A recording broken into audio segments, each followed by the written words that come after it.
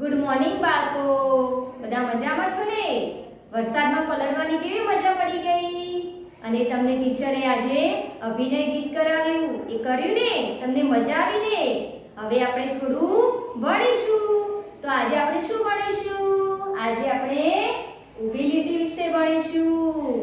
તમને તો ખબર નહીં હોય કે ઊભી લીટી કોને કહેવાય, તો હું તમને સમજાવું કે ઊભી લીટી કોને કહેવાય. ચાલો બાળકો, તમે આ જોઈ છે? આને શું કહેવાય? ફૂટપટ્ટી. ચલો આ ફૂટપટ્ટીને આ રીતે ઊભી રાખું અને હું આમ લીટી દોરું તો આને શું કહેવાય? ઊભી લીટી. આને શું કહેવાય બેટા? સરસ, માર્કર પેન કહેવાય. જો આ માર્કર પેનને હું આ રીતે ઊભી રાખું અને લીટી દોરું તો કઈ લીટી બને?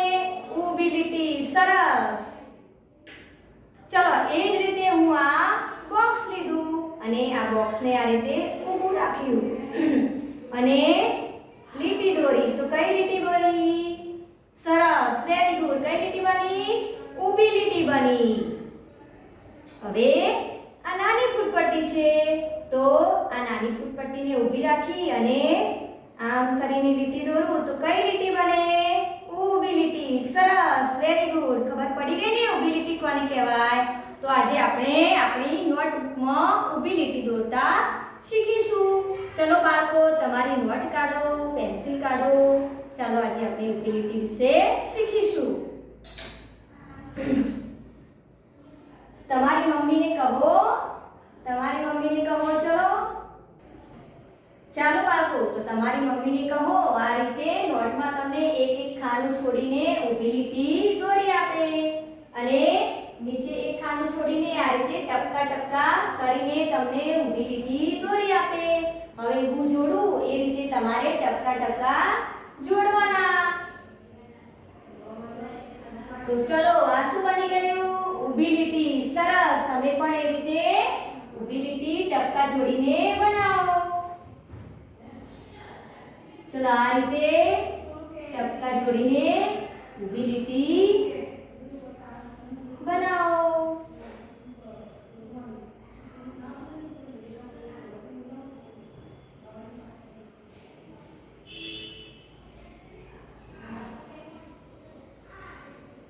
કર્યું બાળ મિત્રો? તમે કર્યું? ઊભી લીટી દોરી? હા, આ રીતે દોરો ઊભી લીટી.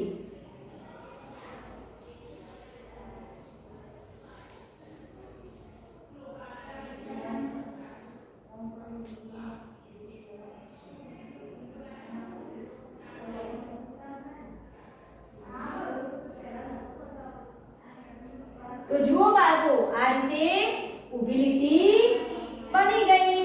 તમારે પણ ઘરે મમ્મીને આજે કહેવાનું કે હોમવર્કમાં તમને નોટબુકમાં એક એક ખાનું છોડીને ઊભી લીટી દોરી આપે અને એક એક ખાનું છોડીને ટપકા ટપકા કરી આપે. એ તમારે કાલે લેસનમાં સ્કૂલમાં લેતું આવવાનું.